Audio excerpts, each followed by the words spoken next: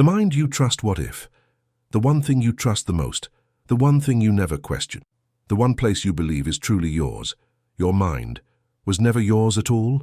Not partially, not sometimes, completely.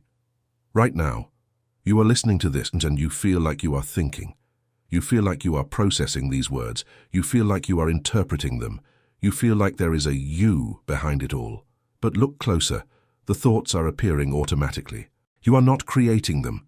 You are noticing them. There's a difference. A thought shows up, and then you become aware of it. Not before, after. Which means something is happening before you even realize it. And that should disturb you, because it means your mind is not fully under your control. And if it's not under your control, then whose is it? Or maybe the better question is, where did it come from? You don't remember choosing your thoughts. You don't remember selecting your beliefs. You don't remember deciding your personality. It all just formed, gradually, quietly, silently, over time. And now, it feels like identity. It feels like something personal, something private, something that belongs only to you. But what if that feeling was designed? What if the reason your mind feels like yours is because you were never meant to question it? Because the moment you question it, the entire structure starts to crack. The construction of identity. You were not born with a mind. You were born with the ability to receive one. Everything you think you are was constructed, piece by piece, from the outside, moving inward. Your name, your language, your beliefs, your fears, your values. None of these were chosen. They were given, installed, repeated, until they became automatic. And the most dangerous part is, you don't remember the installation, because it happened before you were aware enough to notice it. As a child, you absorbed everything, not because you wanted to, but because you had no choice. Your brain was designed that way, to learn, to adapt, to survive, but not to question. So everything around you became part of you. Your environment became your thinking. Your experiences became your reactions. Your influences became your identity. And now, you defend it, as if it was always yours, but it wasn't. It was assembled, and you've been living inside that assembly ever since. Borrowed thoughts. Most of what you think is not original. It feels original, but it isn't. It's repeated, recycled, transferred from one mind to another, until it reaches you. And when it reaches you, it feels like yours. Because you don't see the origin, you only see the result. You hear something once, it sounds interesting. You hear it again. It sounds familiar. You hear it again. It starts to feel true. And eventually, you repeat it. And when you repeat it, you believe it. And when you believe it, you defend it. As if it came from you, but it didn't. It passed through you. Your thoughts are not created. They are assembled from fragments, from memories, from influences, from everything you've ever been exposed to. You don't think independently. You think collectively. You are a reflection of everything that entered your mind. And the more something is repeated, the more real it feels, even if it's not. That's how your reality was built. Not from truth, but from familiarity. And once something becomes familiar, you stop questioning it. The illusion of control. You believe you are in control of your mind, but control is not what you think it is. Control is not choosing what appears. Control is only reacting to what appears. A thought comes, and you respond. An emotion rises, and you follow it. An impulse appears, and you act on it. And you call that control, but it's not. It's reaction, automatic, conditioned, predictable. True control would mean choosing the thought before it exists, choosing the emotion before it appears, choosing the reaction before it triggers. But you can't, because it's already happening before you notice it, and everything you do comes after. After the thought, after the impulse, after the emotion. You are always one step behind, and that means something is leading. Something is generating, something is initiating, and you are following. But because it feels internal, you assume it's you. And that assumption is what keeps the illusion alive. The hidden system.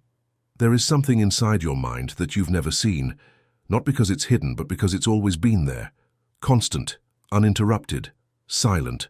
A system, not a physical one, not something you can touch, but something far more powerful. A system that filters everything you experience. Every thought you have passes through it. Every emotion you feel is shaped by it. Every reaction you make is influenced by it. And yet, you've never questioned it. Because to question it, you would have to step outside of it. And that's exactly what it prevents. This system was not created overnight. It was built slowly, through repetition, through exposure, through reinforcement. Every experience you had left a trace. Every emotion you felt left a mark. Every belief you accepted became a rule. And over time, those rules formed patterns, and those patterns formed filters, and those filters became your reality, not actual reality, your version of it. Because you don't see things as they are. You see things as your system allows you to see them. Two people can experience the same moment and see completely different things. Why? Because they are not seeing the moment. They are seeing it through their system, through their conditioning, through their past, through everything that has ever shaped their perception, and you are no different. Everything you think is real has already been processed, already been interpreted, already been altered, before you even become aware of it. And that means something disturbing. You are not experiencing reality directly. You are experiencing a filtered version of it, a version shaped by everything that entered your mind. And because that filter is consistent, because it's always there, because it never turns off, you trust it, you believe it, you rely on it.